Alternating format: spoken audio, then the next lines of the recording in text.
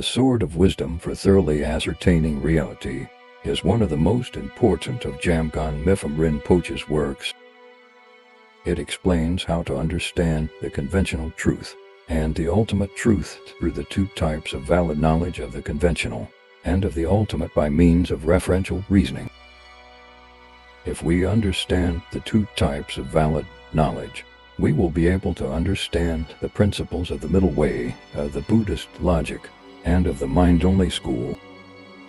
Today most people lack right knowledge and right view. The certainty about the Dharma obtained by means of reasoning is indeed very precious and rare. So I planned to explain this treatise long time ago, but the causes and conditions are rather subtle and they did not mature until today. Thanks to the requests by some Dharma friends, we are now able to study this treatise together.